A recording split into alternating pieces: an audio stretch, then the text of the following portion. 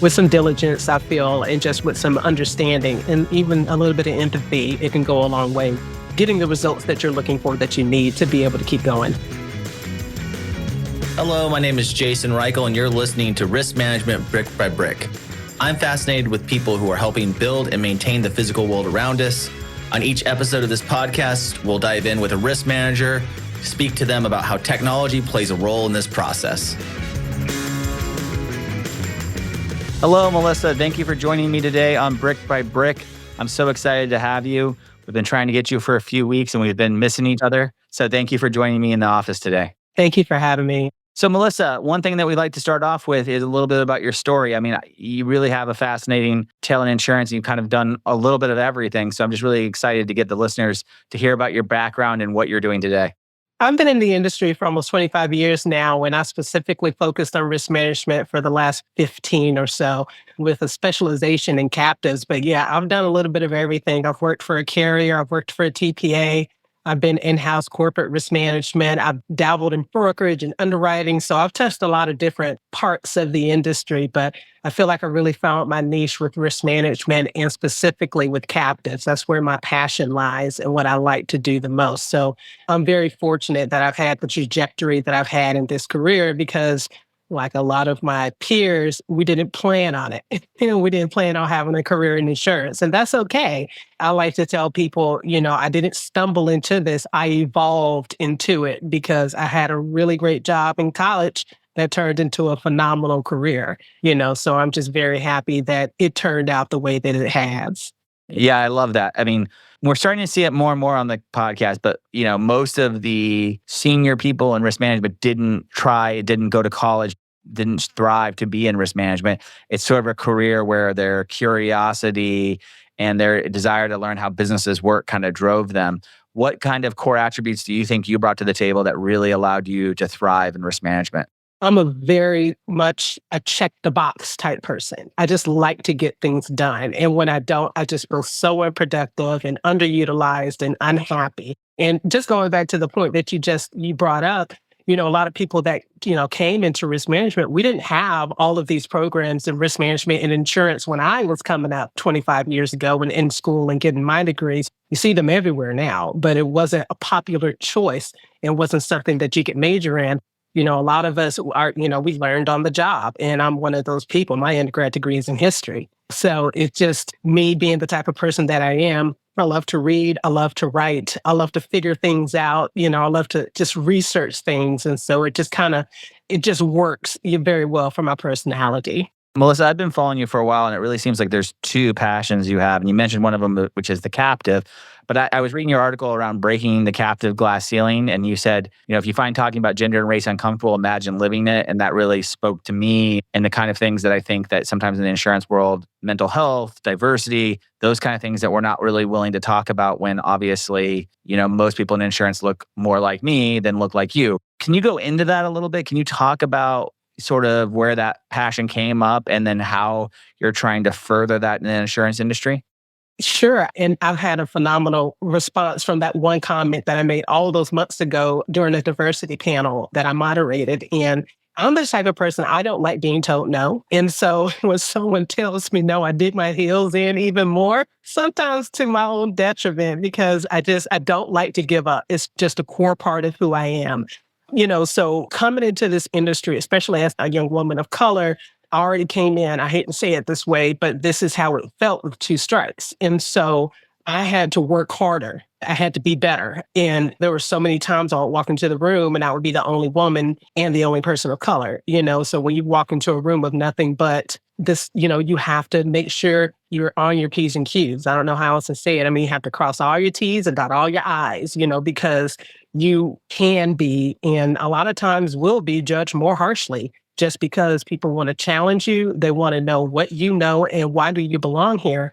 And I know you're going to ask me this question later, but this fits in very well. Some of the best advice that I got, and this came from my dad, was that you belong in every single room you walk into. And so that gave me a lot of confidence to say, because I am capable, and I don't have to prove myself to you.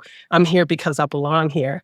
And that just resonated with me and has really propelled me and my career to the point where I am now. And I just love that I leaned into it instead of shying away and running away and being afraid. I just took it and ran with it. At RIMS, I was talking to a young group of up and coming risk managers, people thinking that they're going to go into the insurance industry. And one of the questions that they asked me, which I'm interested to get your take on it, is how do you interview with organizations and help uncover maybe some of the bias or the organizational culture that's there when you're talking to some different organizations? Like, what techniques have you learned to find the organizations where you feel the most supported and you feel they're interested in supporting and furthering the cause of making their organization diverse in the very beginning? I will be 100% honest with you. I bring it up. I bring it up in the interview. If they don't talk about it, if they don't bring it up, then I will.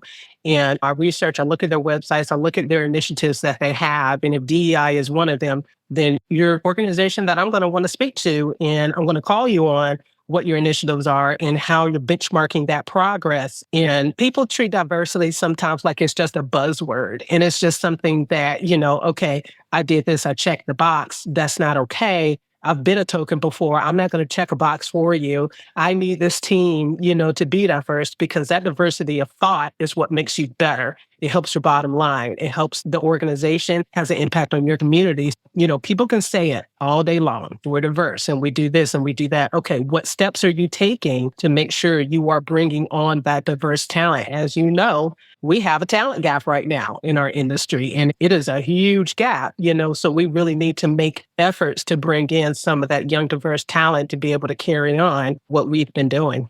I don't share the same sentiment, but I brought this up several times with different CX level people within organizations about this. And they go, we would love to hire more people of color or have more diversity, but we can't find the talent of XYZ. And they use that as an excuse to continue the same practices they've always sort of been part of. And I want to give them the benefit of the doubt that they really do believe that, but they don't understand how they are closing doors behind them. We face this in the tech industry too in hiring, right? There are no good African-American women engineers. It's like, that's not true. They're just not in the same pools that you consistently maybe hire from or source from. That's exactly right. We have to change where we're pulling from and how we're recruiting our talent into the industry. And there has to be an effort up top in the C-suite. They have to actually believe in it and make the effort to do it. And so the ones that say that there's plenty. There really is plenty. They're just not looking in the right places. That's really what it is. And then on the reverse side, sometimes I'm speaking to people of color, women, anyone that falls in that diverse subset of individuals. And they're almost protective because they've had to come up in organizations that didn't have these programs. And maybe they had to show themselves, put themselves in uncomfortable positions over and over again. And they have that same expectation of other people in the same segment as them having to go through that same thing. I studied feminism in college, and one of the things is, we all become prisoners of the systems that we create, and then we also all benefit from it. But if we really want to change it, we all have to have an open mind about the ways of building career paths for everyone. That's right. Yeah, I don't believe in that. I mean, this is our industry and we have to take care of it for the future. And I'm not territorial in that way, So if there's somebody coming behind me, this is why I'm a mentor with RIMS. If there's somebody coming behind me that looks like me, I'm going to pull them along and I'm going to get them. Yes, it was hard for me. And it still can be very hard sometimes. There's a lot of passive aggressiveness that I deal with and egos. And there's just things that are, I guess, is unconscious bias that I can say that happens that people don't really think about because it's unconscious, right? But I still have to deal with those things. So I want to make it easier for those coming behind me. I'm not going to sit here and close doors. I want those doors to be wide open and for them to burst through and for them to do the same with those coming behind them. I mean, that's the way we should be doing it. Melissa, I don't want to just have a podcast where I just talk to you about diversity. I know that you're so much more than just promoting the idea in the industry, but I really appreciate the work you do there. Let's switch gears a little bit and talk about captives and sort of as a risk manager, why does captives make so much sense? And how can you push your organization into or get them to start thinking about how captives could be a good way for you to go with your insurance needs? Yeah, and so I think people have seen it a tremendous amount, especially because of COVID and the hard market cycles that we've been dealing with cyber and property and AI is burgeoning. And there's just things that these climate change losses and things that are happening. then people are just tired of paying these exorbitant premiums. And so captives, Dan Toll, he's the president of Seeker, said this is the golden age of captives. And I really and truly believe that, because when I started, captives were nowhere near as talked about and desired as they are. And I have so many colleagues and so many peers that just don't have enough time in their day, because there's so many of their clients and their clients' friends that are coming and saying, yeah, I want to know more about captives. It works. It really works if it's set up right, if you have the funding, because we know it does cost some money, because you have to have money to pay reserves and everything else. But, if you have a dedicated team, your vendors, your captive manager, your actuary, your corporate attorney, like everybody, if you have a group of dedicated folks and you have the buy-in from your C-suite, you can make it work. It may take some convincing. It may take a lot of meetings, because there's still a lot of people who don't understand what captives are. They're so used to that traditional insurance commercial market, and that's all that they know. So education is a big part of it. That's a big part of what I do. I didn't think I'd be putting on this many classes and holding this many training sessions about captives, but here we are. And it's okay. There's a reason for it, and it's a means to an end. Let me put it that way. I find that captives to risk managers are a way to transform your organization's view of risk management being just this checking of the boxes, this Peter to your project status, all of these things that risk managers sometimes must do. You must stop and make sure that this thing is going well sometimes. But it creates a revenue stream for the organization if you have good practices. And that seems to be very interesting in the way we can go in the future. That's absolutely right. I mean, turning your captive into a profit center, which is something that I've done before, is the best feeling in the world. I used to love writing those dividend checks to my stakeholders, when we had our annual meetings, because, hey, look, this is what you did. Your investment has turned into this. And obviously, it wasn't just them, it was me as well, with the loss control and the claims mitigation and everything else that goes into it. But they gave me the wherewithal to be able to make it happen. So that's what I really enjoy the most about it. It's a very satisfying feeling. Do you have specific industries or specific kinds of companies that you think should be looking into captives that maybe aren't looking into captives right now or emerging? Oh, that's a great question. I think trucking and fleet has kind of taken off a lot recently. And that's a big one that really needs to take, just because I think it just goes without saying. I mean, it's just the risk and the liability tied into it is just tremendous. And you have, all these, I hate to say it this way, ambulance chasing lawyers that are always looking. And on top of that, these nuclear verdicts are making everything, social inflation is just making everything more expensive. So I think that's a big one that needs to be looking at this. Construction is another big one. I mean, that's, in real estate companies, that type of thing. I think those are some of the bigger ones. And also tech companies. I mean, cyber it's not going to get better. It's going to get worse as we go along here. So tech companies should really take a look at captive, because it's going to help their bottom line. One thing I know you're really plugged into RIMS and other things. What's some of the other stuff that you see for coming in the next couple of years that you really think, this is always the default AI question, but what other technologies or processes are you sort of putting your finger on and going, oh, this is going to be interesting. This might be something that can kind of change the game or create more clarity and transparency, which is what I think every risk manager really is after.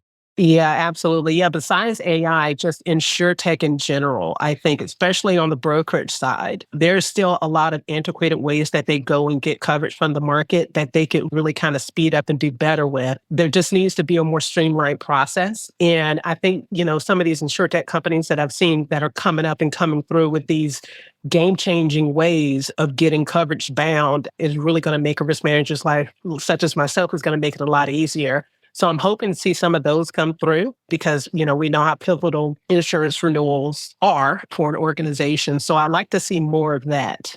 A lot of the data, as a CRO of an insurtech, a lot of the data we create could go straight into helping your broker put your best foot forward, right? Yet we're still seeing brokers' resistance to using data that shows that you have run a good program to negotiate against the carriers. And I don't have anything against brokers. I think there are a lot of good brokers who really advocate for their clients. But it's really hard when you're running, say, a really good risk transfer program, and you're showing that you're running a really good risk transfer program, and then you get hit with the same annual premium that you do every single year, and you've invested as a risk manager in technology. You're paying $20,000 a year for that technology, or whatever it turns out to be. So I'm still finding that what the insurtechs can provide risk managers are hungry for, and even CFOs and the exec teams are hungry for. But getting that to work into the insurance wheel has been one of the biggest challenges because the brokers have to keep a lot of people happy, right? That's absolutely right. And some of them are just kind of set in their ways, let's be honest, and they do things the way that they always have done. I mean, but I'm the type of person embracing change is the only way you're going to survive. I mean, I remember once upon a time, my broker and my captive manager, I wasn't getting the most streamlined and efficient program possible. So I put them both in a room and I said, figure this out, or I'm going to find a new captive manager, or I'm going to find a new broker. And lo and behold, they figured it out. And we're seeing more brokers that are willing to work with the captive managers so that they can keep, the relationship going. There's going to be more of that in the future as we go along. One thing that we deal with a lot at Trust Layer, we're contractual risk transfer insurtech, right? So we help automate those programs. We pull out your contract requirements and make sure that when we're getting COI or other forms of documentation, that it matches. But one thing that seems to be really heating up for risk managers is treating their third party managers, your craftspeople, your contractors, trying to elevate them both in insurance acumen, right? So risk managers are doing a lot of programs with their third parties to try to help them understand insurance better, but also try to keep them happy and keep programs that put money in their pocket and keep everyone safe on jobs and construction and things like that. What's sort of some of your key ideas on what makes a good third party relationship with, say, your vendors or your subcontractors? Yeah, that can be, and it has been a challenge. I'll undoubtedly agree with you on that. And one of the things that I've just really tried to do is insurance is a relationship-driven business. Okay, everyone in this business knows that. So I try to form those relationships with the vendors so that they'll understand there's hidden liability here, there's hazards, there's things that could arise if you don't have these specific limits. There's a reason why we ask for this. This isn't just because we're being difficult. This is because we're trying to protect us. So I really just try to open up the conversation and make them understand, this is important. This isn't something that needs to be overlooked. And there's always extenuating circumstances, don't get me wrong, but the vast majority, it really just takes maybe an email, phone call, even a text, some sort of conversation to make them understand how important this is. Also, the ability of having a captive, right? Because a captive can often provide insurance at a cost that they wouldn't have access to. We also see a lot of brokers just writing blank, like, this is what you need, no context of the job or project. So it might even be hard for some of your third parties to get the insurance that you might be requiring in construction, property management, things like that, where there is a lot of nuance and sometimes it's not being handled with a very nuanced program. Absolutely. No, you're correct about that. I mean, that's going to be risk managers. It's going to be one of our biggest problems that's just not going to go away. But there, with some diligence, I feel, and just with some understanding and even a little bit of empathy, it can go a long way with getting the results that you're looking for that you need to be able to keep going. Melissa, one last question for you. And you mentioned the advice your father gave you, so you can't use that one again, which is very good advice. What's another piece of advice that you've gotten in your career that you would give to any young person coming into this or anyone that's struggling and asking themselves, am I on the right path? I guess the other thing that I can say is don't be afraid to fail. I've made so many mistakes and it sounds really obvious, but I've made so many mistakes in my career. But every time I have, or I've had to pivot, or sometimes you just have to say, you know what, I'm sorry, I made a mistake and let me see what I need to do to fix it. Sometimes people just don't want to admit or like to admit when they messed up. But, that can go a long way with some understanding and, some sympathy for you and just to give you the confidence to be able to revisit and try to fix it. Yeah, I mean, especially when your job is to catch the risks that other people are making, right? There's a little bit of infallibility that is expected or that you feel like is expected when in reality, risk management is a full contact sport where you need to get everyone involved in it. And it's not just your responsibility, it's your focus, but not your responsibility to manage risk for an organization. Last question I have for you. How do you define, when I say risk appetite, how do you define what that means to your organization? Risk appetite, how do we define it? You know what, to be honest with you, we're still wading through that. As long as we've been around, there hasn't been a real focus on the risk management department until I came along. And so now it's been a situation where I had to go department by department, leader by leader, and ask them, what keeps you up at night? What are you worried about? what concerns you the most, when it comes to our risk here at the organization. Having those conversations is very important. And sometimes it can help you uncover things that you aren't able to see because you're not in their shoes and working their desk. Risk appetite for us, I guess, is being defined by figuring out what are the most pressing matters that they have that they're thinking about, and how does our risk management strategy, our ERM strategy, tie into that? How can it help? So that's kind of how we deal with it at Atlanta Housing. I know everybody has it a little different depending on what they do. It's a word that I'm so interested in because everybody uses it in the industry, but nobody has a clear definition of what does it mean. Are you keeping a register of what all those are, and you're using that to make decisions? Is it the way you prioritize your work? Is it the way that you report out exposures that you have? It seems to be many different ways that people define that. And so I'm kind of on a mission to sort of work towards a common definition so that we can all kind of understand what they mean. I appreciate you, Melissa. It was a great having you as a guest. I'd love to have you back and talk more about these really important issues that you have going on. I think captives are the way of the future. I think they allow the risk manager and the business that they're working with and businesses that are part of that, I think it allows them to have more control and say about their risk appetite, and also hold one another accountable to some level of standards that sort of are in the black box of broker carrier land. So I think you get a lot more exposure to what actual risks are happening. And maybe they're not for everyone, but I think it's something that everybody should be looking into, especially if you're an organization that can participate in those programs. Yeah, absolutely. I completely agree. Thank you very much. I appreciate your time today. Thanks, Melissa. Have a nice day. Okay, you too. Risk Management Brick by Brick is brought to you by TrustLayer.